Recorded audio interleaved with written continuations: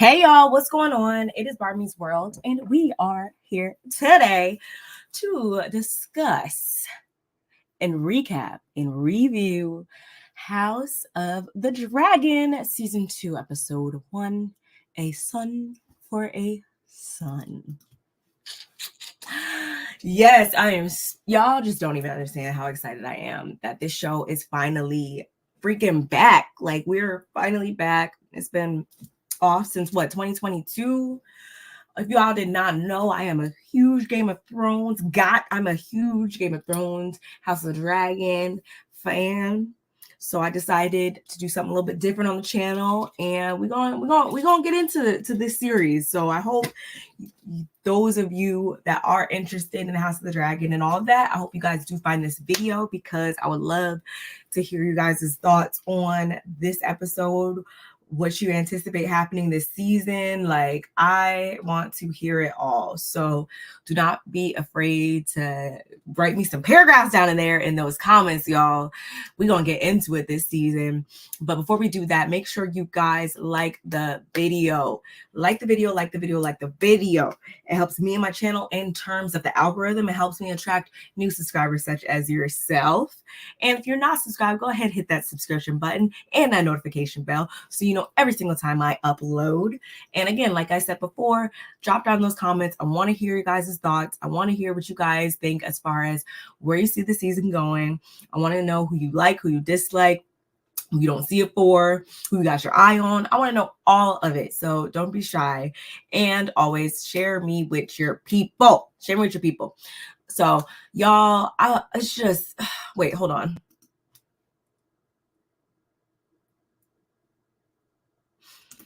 Sorry about that. So y'all, my necklace is all messed up and stuff, but this episode, although we had to wait quite a bit, I would give the season opener, I would give it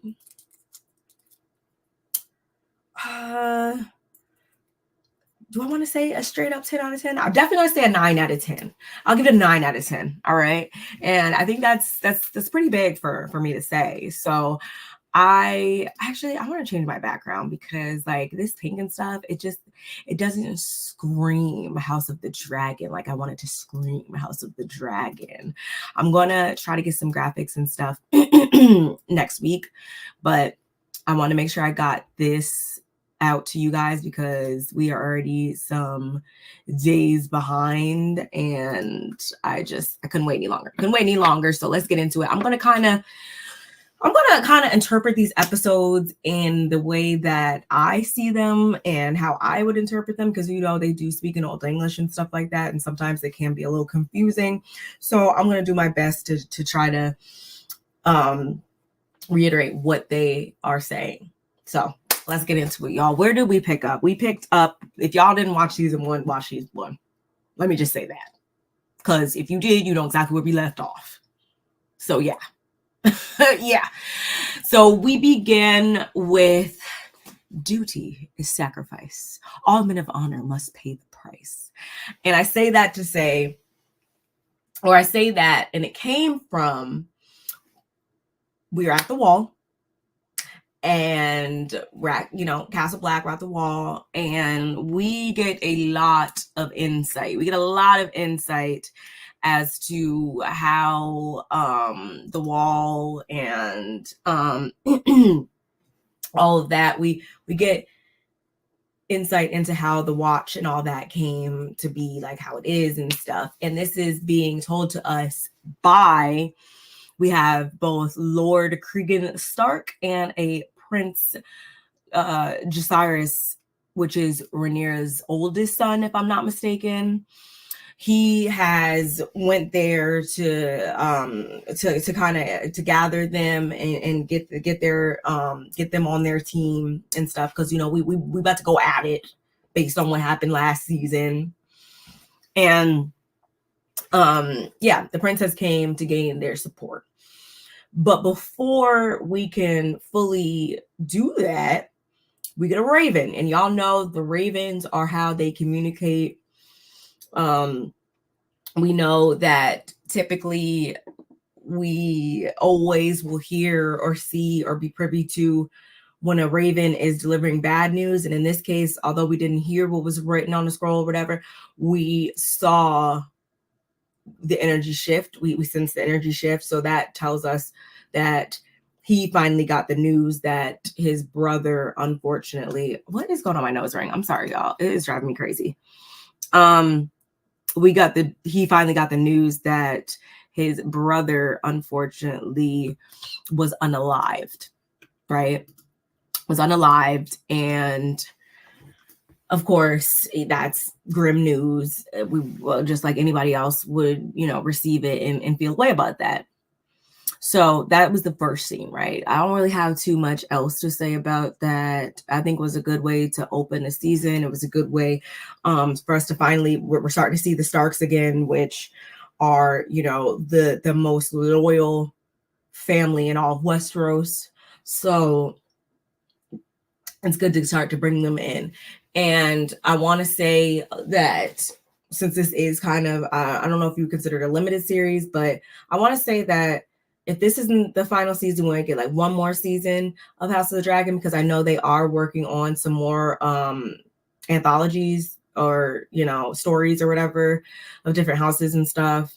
So I want to say that this won't be the last time that we visit Castle Black or we see, the Starks or him or anything like that. So good, right? Good. Then we go and see Rhaenys. Rhaenys is Rhaenyra's cousin. We see her arriving on, I think her dragon's name is Meleys. I don't know how to pronounce it. But we see her arrive. She made her escape from the Red Keep and King's Landing and all that last season. So she's finally arrived after trying to evade and not. She was trying to uphold the defenses that they put in place, because each side is thinking that the other side is gunning for them. So she was able to finally reach home. And she's greeted by Daemon, but at the same time, I probably shouldn't say the word greeted, because he didn't really have too many pleasantries to say to her. It was very much, it was very much Daemon talking about how he wants to unalive Vhagar. And, Rhaenyra has been gone for days, and he feels like Rhaenys should have acted when she had the chance, meaning she should have took out the king. She should have either torched, like she should have done more, basically. So he's not too happy with her. And she's like, boy, bye. He's all saying how, the mother grieves as the queen shrieks her duties. And it's just like, I don't think she's shrieking her duties. The lady just rode however many miles, and you say that that's what she should have did, but you're still over here. Like, maybe that's not what she saw fit at that time. So that's not why she did it. So be quiet, Daemon. Meanwhile, Corlys, and I forgot to write down, Daemon says something. He says something along the lines of like, that's an order or whatever. And she's like, yeah, that would be an order if you were the king and you're not. So she had to humble him real quick. I like Rhaenys.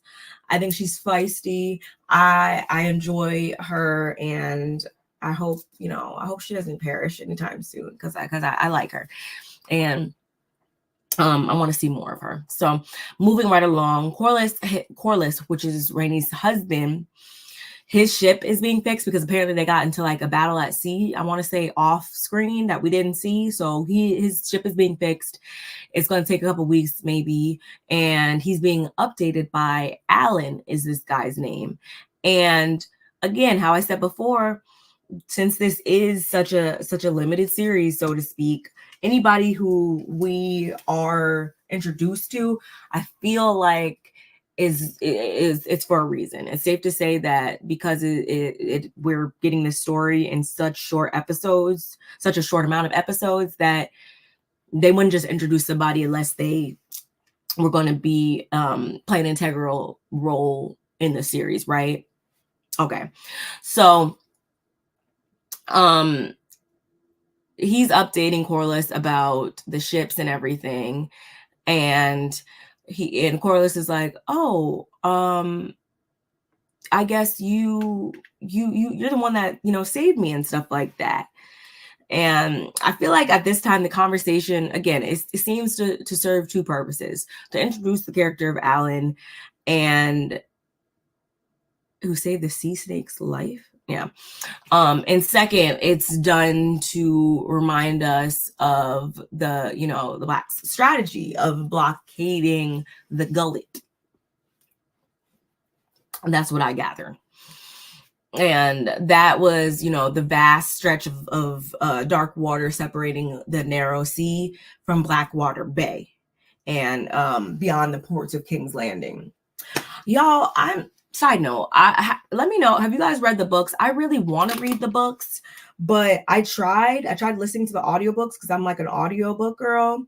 And I couldn't get into it, like, because of the way in which it's written and the way they speak. Like, I just couldn't get into it. But I feel like in order to get the most broad and thorough understanding of this story, I need to go back and read the book. So I'm really going to try to do that. But it's hard for me, y'all. I can't even lie. It's hard for me. And I'm an avid reader. So if I'm saying that, that means like something for real, for real.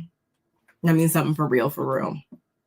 Sorry, I had to, like, while I'm recording this, I'm literally premiering another episode or another video on my channel right now. So I had to hurry up and pop in there. But anyway, y'all don't care about that. Y'all here for House of the Dragon. So we go talk House of the Dragon. Moving on. We see like a short clip of the soldiers holding security.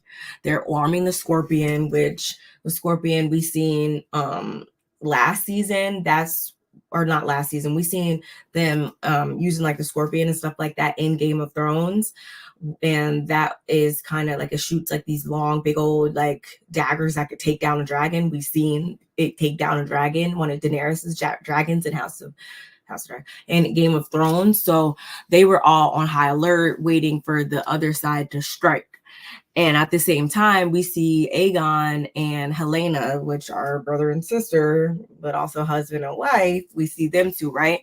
We see them two, and they have like a small exchange over their son, Jaehaerys, yeah. And Aegon came in to collect the son because he wants him present for the small council meeting.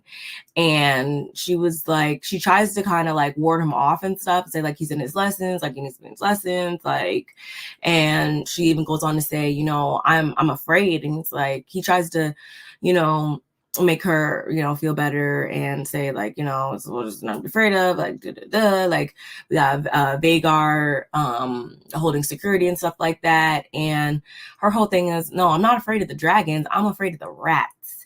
And rats play a symbolic role in the series. We see rats crawling all over, and I don't think they just mean like genuinely the rats as much as I feel like it's symbolism for the people that are also in the castle and also around. Like, everybody's not really, are you friend or foe? Like, are you really with us or are you against us? And it's like, enemies might be closer than you think. That's kind of how I interpreted it. Y'all let me know what you guys think. But of course he downplays it like they always do. So there we have it.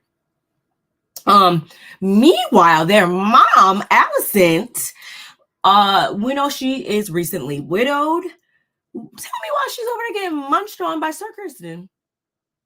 Yeah, she got munched on by Sir Kirsten. Yeah. And I was like, girl, really? Wow. Okay. Straight up hypocrites. She's a hypocrite and he's a hypocrite, but I'll save that for later. And she tries to, and because she knows she's a hypocrite, she's telling him like, we mustn't not do it again. And I'm like, girl, we know that. You and I both know that's a lie. We both know that's a lie. We both know that your late husband, we know you really weren't loving him like that or whatever. You got this fine young whippersnapper now in your bed. You ain't gonna let up off him. We know you ain't gonna let up off him. You got so much pent up anger and frustration and stuff like that. You gonna ride it till the cows come home. We know you are. So why you even said that, I have no idea. But anyway, so then they rush on over to a small council meeting, and I want to say I peeped her father Otto seeing both her and him walk in. So I'm pretty sure he not dumb. He probably knows what's going on, or at least he kind of has an inkling that something's going on. So I'm sure we're going to hear about that later as well. Tywin Lannister, he was also at the table. He is now the master of coin, if I'm not mistaken. And we see Jaehaerys, he's being a kid. He is, causing a little bit of ruckus down there at the end of the table. And Tywin is obviously at his wits' end with him. And Aegon clocks this, and he tries to flex his authority a little bit, if you ask me, because he's gonna go and look at Tywin and say, "Oh yeah, he wants a ride. He wants you to be a play horsey or whatever." And of course, Tywin's not gonna say no, of course, because that's the king. Of course, that's your grace. So he stands up to oblige him, but luckily Alicent intervenes, and they're like, we got more important things to talk about, because we do, right? We are in the beginnings of a war. We got better things to talk about. Like, don't even play with me, y'all. Don't even. After that, they talk a little bit, of course, and about how they're going to skin this cat, so to speak, and walks Aemon, which is Aegon's brother, his younger brother, the one that thinks, like, I guess, that he should be king instead. Of course, they don't really get along too great, of course, but Aemon is more well versed in, like, although I don't think he's been to too much war or anything like war at all at this point. He is more well versed in, I guess, defensive tactics, you would say. He's a better swordsman than his brother is. So he comes in with some suggestions, and honestly, it just gave, like, everyone was all trying to just push their own narratives about how to handle the situation. And I don't really have faith in really anybody. And honestly, because of the PTSD I have from Game of Thrones due to Joffrey Lannister, or Joffrey Baratheon, I should say, whatever. I was really apprehensive at first when I seen him, on the Iron Throne and stuff like that. Like, oh, we got another young king. Like, what's it going to give? Is it going to be Joffrey 2.0? But I will say, so far, he's not giving Joffrey, although I think he is a bit over his head, and he is a bit immature in a lot of regards.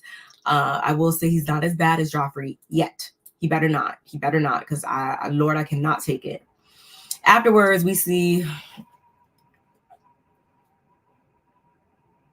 Loras. And if you guys watch season 1, you know why I did that. Like, I look at him and I just get grossed out now from here on out. And he was telling Alicent about what he heard through, questioning the entire staff to kind of see who's really down for them, who's a rat, who's this, who's that.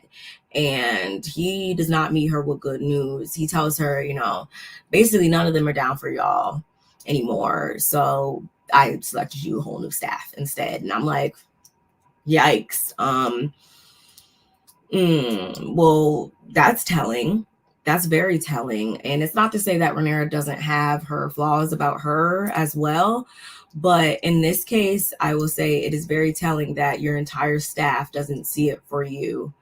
In the midst of, you guys are in the beginnings of a civil war. So you need to have strong people that are down for you, 360. Otherwise, you don't even need to go outside the castle walls. You could just stand there and be unalived, probably, if you have people that are in the castle that really aren't supporters of you. So I guess he did her justice in that regard, but again, I don't trust him as far as I could throw him. He definitely gives Littlefinger's he definitely gives. Like he looks like he's disabled or in one way, but I don't think that anyone should ever count him out and just, you know, have just all this pity on him or whatever, because he still does a lot of bidding. He does a lot of bidding. So, you know, don't let nothing fool you with him is basically what I'm saying. Anyway. And this is why, again, I feel like she knows she's a hypocrite, because instead of letting her, Allison, that is, let her handmaidens wash her or whatever, bathe her, she dismisses them and begins to aggressively scrub herself. And we know a lot of times when we see people do that, it's because like they're trying to cleanse themselves of something that is beyond the skin surface, if you ask me. But you made this bed, so you gotta lie in it. Sorry, not sorry. Meanwhile, Rhaenyra finally, I mean, I don't want to say finally, because like it's not like a joyous thing, but she's been, like I said before, flying around trying to locate her son's remains. And unfortunately, to her dismay, she does locate them at Storm's End. And she doesn't find his remains, so to speak, but there's like a dragon wing, and she sees some of his clothes, you know, with the torn off dragon wings. And of course she loses it, like, you know, any mother, I like to think, would. So that was kind of, I did feel really bad for her. And not even just her, I felt bad for like her son. Like, he got caught up in some adult BS, if you ask me. And it shouldn't have went down like that, but we got to remember the title of the episode, y'all, A Son for a Son. So I feel like that's going to be kind of the vibe throughout the entire season, because that was, you know, the major thing in last season, a major event, I should say, in last season. So while we're battling for, you know, who's the rightful heir, we also are trying to avenge the unaliving of her son this season. Those are, I feel like, the two main plot lines that we're going to see, I think. Back at the Red Keep, Aegon, he's more socio-political, I would say, than, you know, he is a war fighter. So he's hearing all the petitions from the townspeople or whatever. And the first person up was a sheep herder. And he's like, you know, I need more sheep because y'all took all my sheep to feed the dragons. So it's like, how do you guys expect us to do our job if you don't give us the resources to do our job? Like, make it make sense. So at first he did agree to replenish the sheep flock, but his grandfather, aka the Hand, he's like, you know, that's not gonna work. Like, that's not gonna work. We need the dragons. They need to be well fed at all times. So sorry. So he's of course like, you know, actually never mind. That's not gonna work. Then we hear from another man. He's a smith, I guess. And he's telling him, like, once again, we need more resources. We need more money. We need more money to build the long scorpions and all of these tools and stuff and swords or whatever that you guys need. Like, but we need money to do that. So either you give us an advance, or like, what would, like, rocking a hard place. Rocking a freaking hard place. And Aegon, he does agree to this, because he says their victory relies on the small folk. So I guess we'll see. I don't really feel as though they have a lot of money flowing in and out that castle right now, but it sounds like they might be in some debt. And we know how that goes. We know how debts go in Westeros. After that, in so many words, Loras himself, again, I said before, he's going to try to push his own agenda. Do not let appearances fool you. He is trying to push his own narrative without pushing his own narrative directly, by basically saying, you know, Otto was your dad's hand, but he doesn't necessarily have to be your hand. I feel like by the end of the season, Norris is going to work his way up and manipulate this. I think he's like what, 22 or 19. I want to say legally of age, but he's still a child in my opinion. Aegon is, and he's going to wind up manipulating his boy by the end to become his hand. And I don't trust him. I don't trust him. Speaking of Otto, at this point, he paid a visit to Allison, the queen, or his daughter, whatever. And she wants Rhaenyra to bend the knee. She wants Rhaenyra to be in the knee and allow Aegon to rule in peace. But her father lets her know, like, we're beyond that. We're beyond civil agreements. So I think you should get your head out of the clouds, is basically what he says to her. And she also has an issue with him undermining her in front of the men at the small council. She doesn't like that, and it doesn't, in my opinion, it's going to make her lose respect in the eyes of her sons. I want to say she even made that point to him as well. And in my mind, I feel like she just wants to pacify Aegon. She wants to pacify him to the point that her and her father can finalize their agenda and get things the way that they want to. I feel like they've been grooming the what was the king, what was his name, Viserys. They've been they groomed him. They're grooming the son.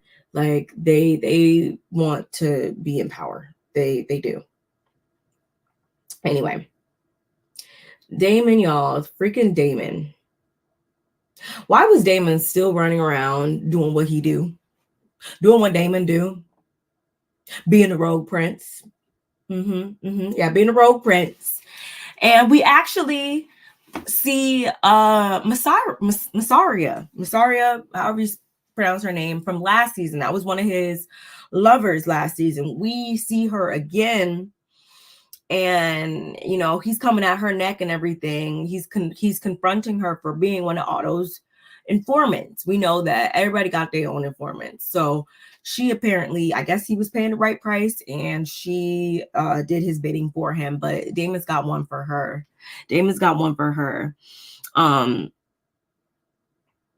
He actually wants her to find someone to avenge his son. Oh, it's kind of messy, but I don't care. His son's unaliving. Yeah, he's making her do his dirty work and find somebody to do that. Which I'm like, I mean, she seems like a pretty capable and smart woman, so I'm sure she'll figure that out. I'm sure she'll find you somebody, right? I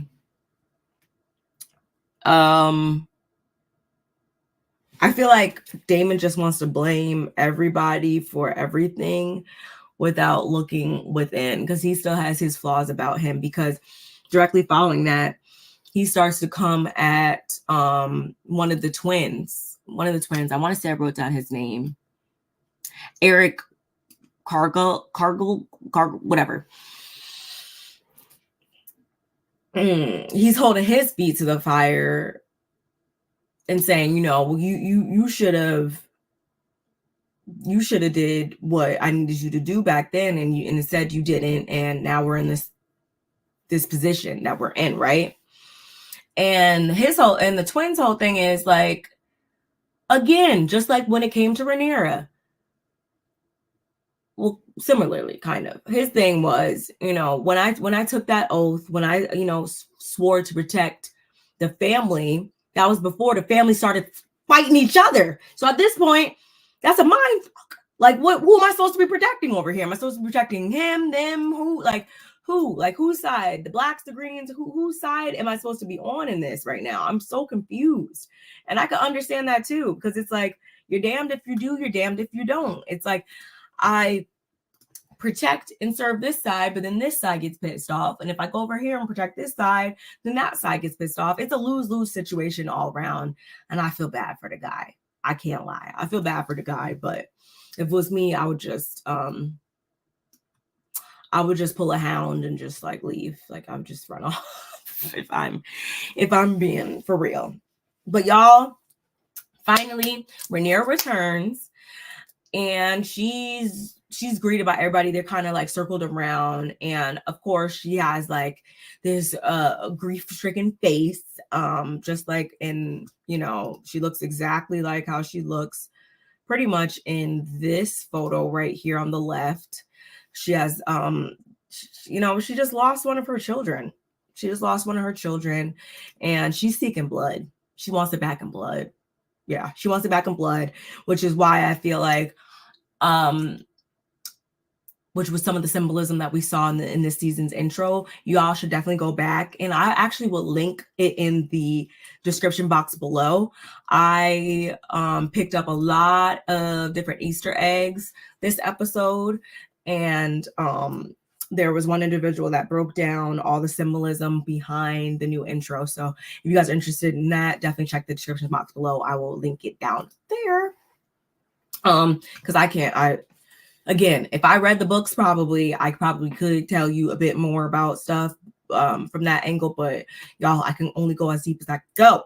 So I got to bring in, you know, bring in some extra support. So yeah, check the description box.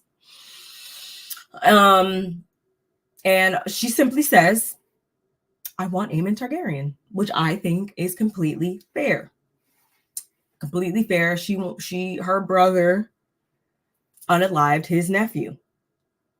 And I feel like I want to say because of that, this is where Aemon picks up the nickname Kinslayer, not Kingslayer, not to get mistaken with Jaime Lannister. Kinslayer. Makes sense, right? Makes sense to me. And I felt so bad too for the brother, Jace. He finally gets back, and he's trying to, you know, put up a strong front and tell his mother like whom and what all he's collected, and he's actively holding back tears. So she gets up and she comforts them, and you know they cry together. They cry together. I really felt bad. I really did. Before I go on to the next scene, y'all do me a favor, like the video.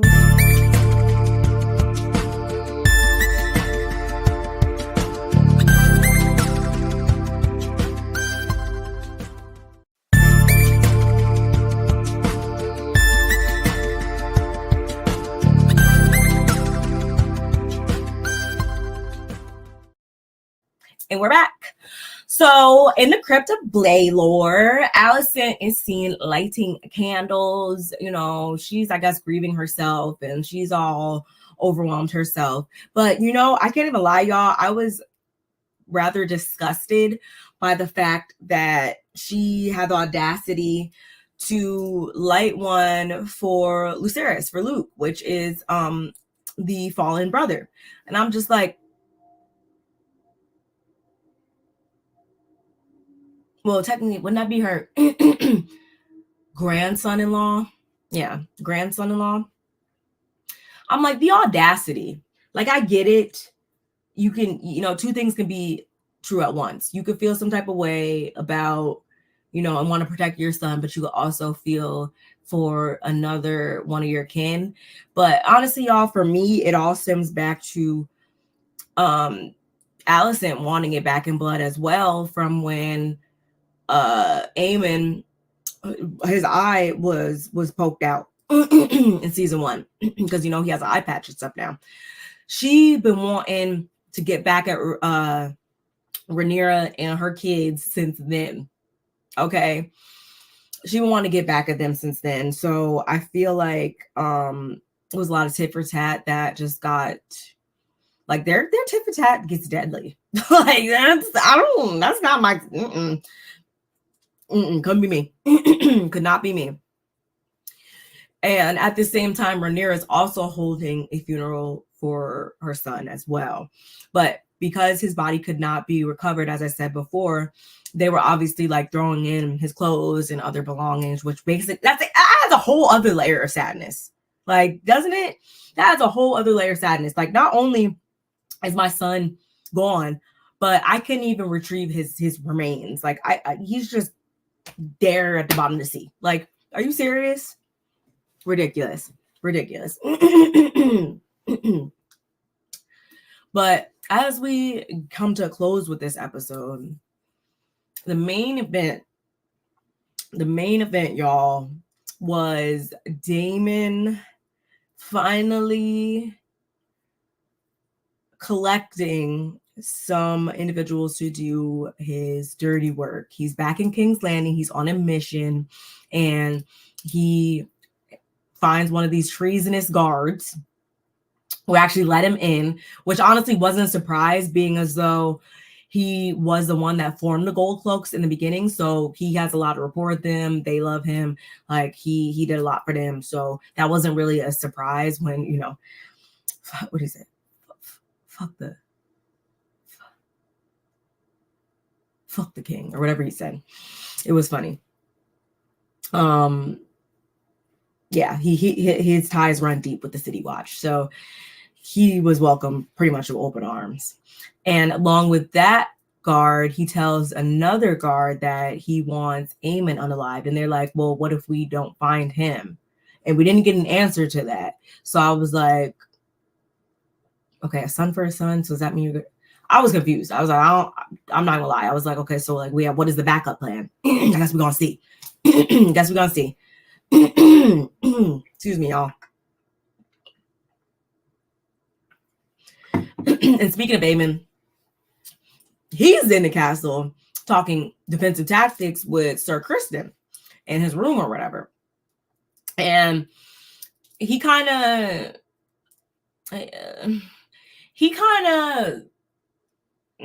speaks along the lines of seeing his mother and grandfather for who they really are. I don't think he really plays anybody in his family really close. I think he's kind of like black sheep of the family / like he kind of just, you know, does his own thing or whatever. And the only issue with that is that he's saying this to his bestie Westie, who is also his mother's secret lover. That's what they are. Yeah, he's talking and saying all this to him, and he's just gonna go and pillow talk with his mom. So, but he's naive to that fact. So, I mean, you know, he is still, you know, a kid in my opinion. So he ain't no better.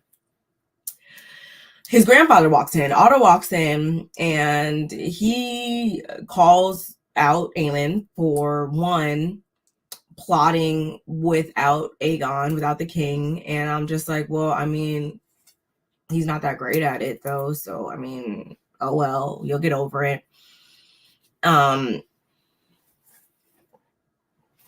clearly you knew that that's what was probably going on because you came up in here. So it's not like I'm plotting to dethrone him as much as I'm plotting our safety and security and our victory, dummy. Like, go away. Go away. But y'all, it gets real. It got really real at this point.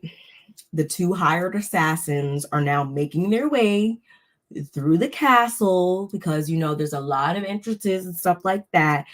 And so they're making their way through the castle, covered by, you know, by the night.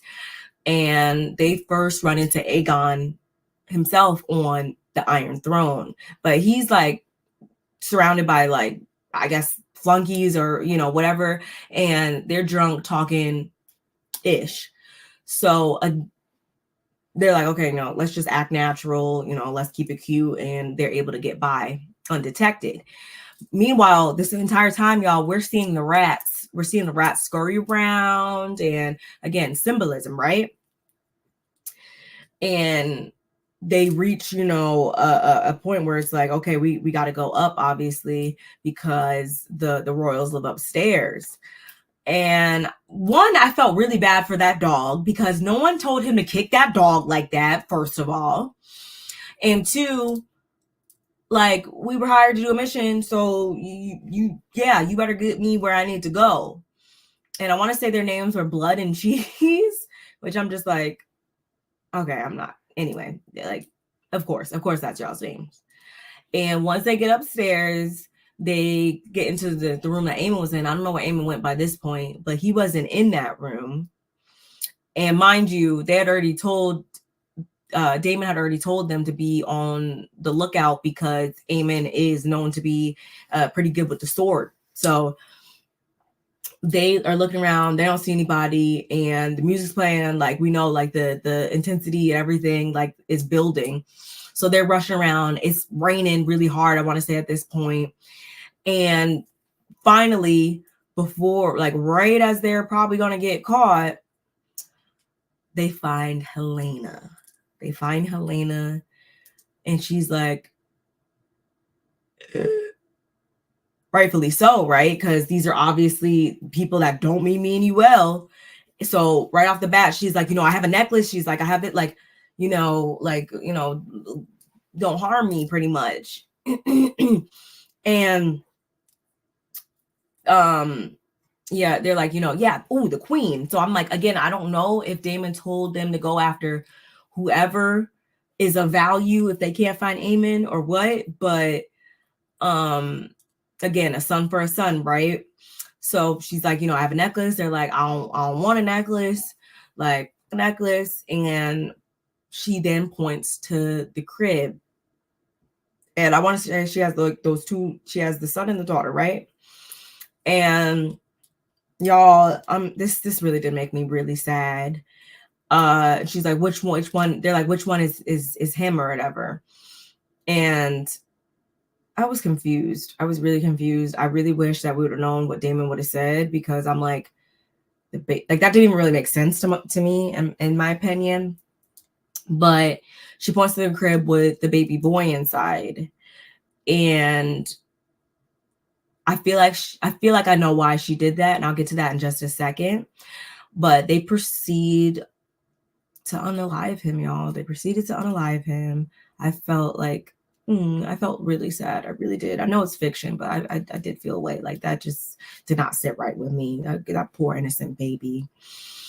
And while they're doing that, Helena grabs her daughter and she rushes. She's out. She books it. Like I would have done the same exact thing. And she's running around, and she finally runs up in her mother's room. Tell me why her mother is riding Sir Kristen like Seabiscuit. Like, girl, lady. She's like, oh, Helena. Yeah, we caught you. Not surprised, but we caught you. And Helena simply says, they killed the boy. And as soon as she said that, I also understood why it went down the way it went down, and why she pointed to him versus her versus whatever. I feel like she did that because she's often overshadowed. We know that back then, and I mean, I'm not gonna say what I was about to say, y'all. I'm not even gonna say what I'm about to say, because that's a whole other topic for another day. But what I will say is, back then at least, the women held little to no value.